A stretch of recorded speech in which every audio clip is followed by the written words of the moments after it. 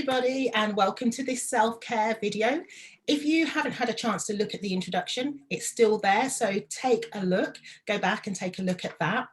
But basically, what we're doing in these 2 weeks in this self-care fortnight is giving you an opportunity to sit back, to relax, and to learn a little bit and explore a little bit about self-care, because self-care is one of those words that we band about all the time. And it's easy to care for other people because, you know, we've all got families and friends that need us, but actually taking care of ourselves, that can be a little bit more challenging. So that's what this is all about. And I'm really excited because I've got amazing women on here that are going to share their experience and going to share their knowledge with you. And today I'm joined with Pieta Ruck Keene.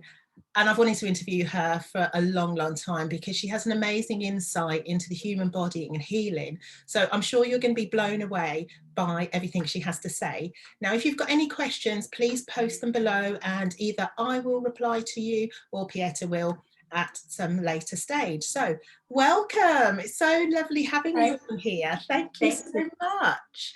So you work with the human body and healing. Yeah, I do. That's a massive thing. So can you just tell us what that involves?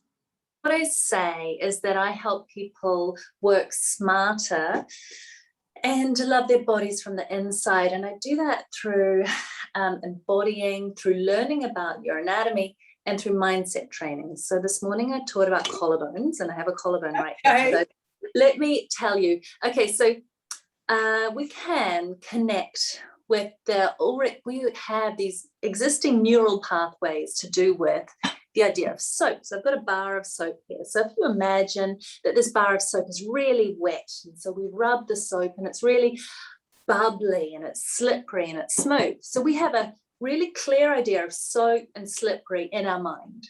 So we hitchhike on that neural network by talking about our collarbones. So we can now move that collarbone up and down, but we imagine it's a bar of soap. And it's so slippery and smooth, it's sliding over all the muscles, it's sliding over the ribs, it's moving really easily and smoothly. And if our visual system's really strong, our brain is primed to look at things. But if you don't like visualizing and imagining, sometimes using words is better. So sometimes people prefer to just say that it's smooth and fluid and easy to move your shoulder. Smooth and fluid and easy, smooth and fluid and easy. And of course they're doing that in their language. Because if you've been speaking English for 15 years, but you're in your 40s, well, you want your entire life's worth of experience and language to be coming into your body. So this is what we do. We kind of use our brain to improve our movement, and we can do the opposite. So see, we've got this squeaky, where's the mirror? There's this, sorry, the camera. There's this squeaky, rusty hole punch. So it's a bit horrible, isn't it? But you can also imagine that movement is rusty and creaky and stiff. And when you do that movement, your brain's number one job is to keep you safe. So when it has an image of something that's rusty and creaky and squeaky and stiff, or when you use those words, it goes, wait a minute, this doesn't feel safe.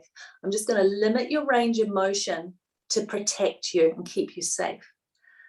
So what I do is I help people work with their body and work with their mind to feel good in their bodies, with the goal of starting to love yourself and love your body from the inside out. Because women especially, it's hard to appreciate our bodies. But if every week you're reminded how miraculous it is, you start changing your relationship with it. Oh man, so, yeah. That is so amazing. And when you were saying that, I could literally feel it and feel myself doing that motion, even though I wasn't saying that to myself. Visually just connecting with you, I was able to do that, and I actually felt like softness around there. So it's not something that's really complicated, because it seems in a way that, you know, moving your body and all of these things are quite technical, But that doesn't seem complicated at all. Yeah, well, also, so people think, oh, if I want to move really well, I've got to train hard and work hard and sweat. Yeah. But actually, if you want to move really well, you need to understand the mechanics and understand what's actually happening anatomically. And we don't need to be boring and be looking at textbooks. We can just experience it in our body. Yeah. And feel, oh, I do feel better when I understand movement. So, yeah. So just briefly, because I'm really intrigued, how did you get into all of this? So I used to be a circus performer, and when I retired from circus performing, I was really interested in helping people who were achy, because when you're a performer, you always have some kind of injury, some kind of ache. And I thought, well, it's never bad enough to see a medical professional, but there must be a way through movement that I could feel good in my body again. Yeah. So it took me on a journey going through all sorts of different training and all different movement modalities. But what it's just called, the big umbrella term for what I teach, is embodiment. Okay. And that's just really being in your body. And just connecting with yourself. Yeah.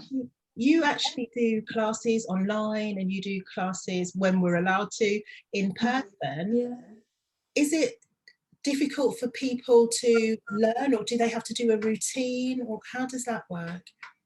Well, the hardest thing is actually, so what's hard is developing interoceptive awareness. So that it's technically interoception is not being able to feel your heartbeat, being so in tune with your body you can feel your heart beating. But we just call it generally interoception, this awareness, what is happening in your body, what is happening in your mind, what is happening for you emotionally. Being able to tune in and drop into your body is essential. And it takes a lot of training. It takes a long time for some people to come and be in touch with their bodies again. But studies show that the greater your interoceptive awareness, the better your physical health and the better your mental health. Yeah. So I was going to ask you, but I think it goes straight into that. And I will ask you, how does this all feature with self-care? Well, so let's say you don't know what's happening in your body. You don't know what's happening in your mind. Well, what's going to happen? If you aren't able to listen to the little whispers that your body is saying, then you're going to be stopped when it's shouting. It's saying, stop, this hurts. It's going to give you pain.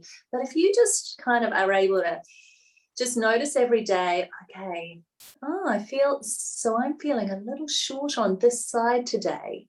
So I just need to spend today just really focusing on getting some length on this side. Or maybe, I just need to work out what's happening with my neck right now. Because all I've noticed is just there's a little kind of not quite evenness. Yeah. So I'm hearing my body when it's whispering to me. So I'm not going to need to then see a medical professional to help me. I'm just going to be able to be in my body without any aching. So just the way that you said that, just about that feeling, that going into a sense of ourselves, you're not actually saying that somebody needs to make an adjustment like this.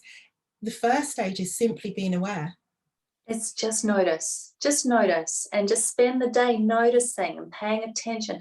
Am I using my body in a way that's making that happen? Am I twisting? Like, what's going on? So yeah, it's not, fix myself now. It's listen to myself now, be in myself now. Yeah. And so where does the fixing come? Is that a progression that we work towards, or are we working towards something?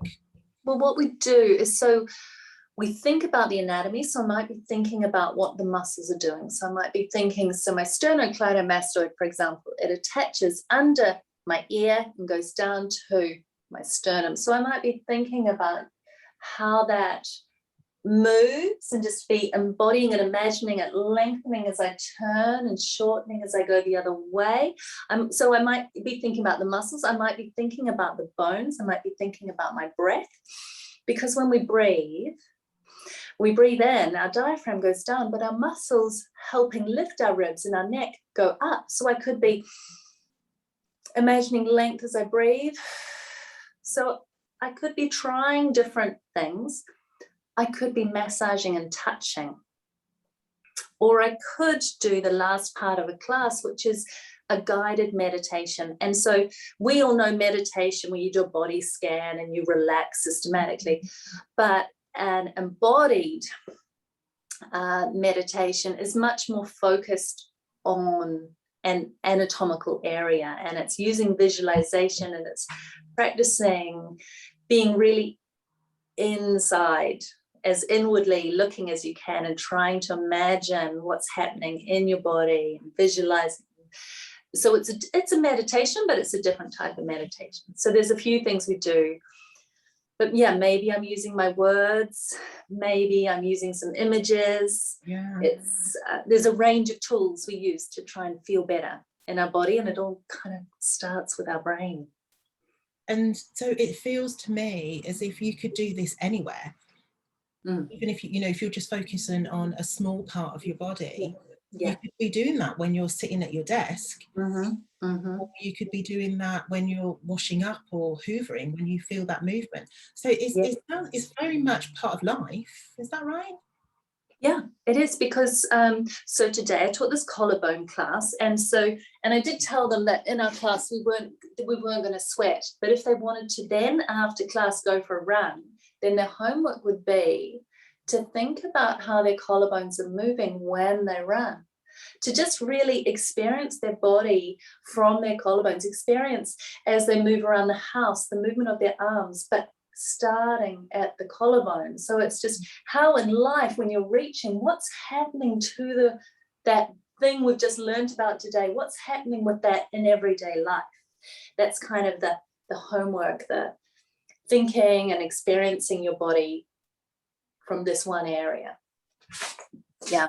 Oh, that, Pieta, is amazing, and that's why I wanted to have you on, because you explain things so simply, and I think being able to do it where you are is such a gift, not having to necessarily go to a class if you don't have the time.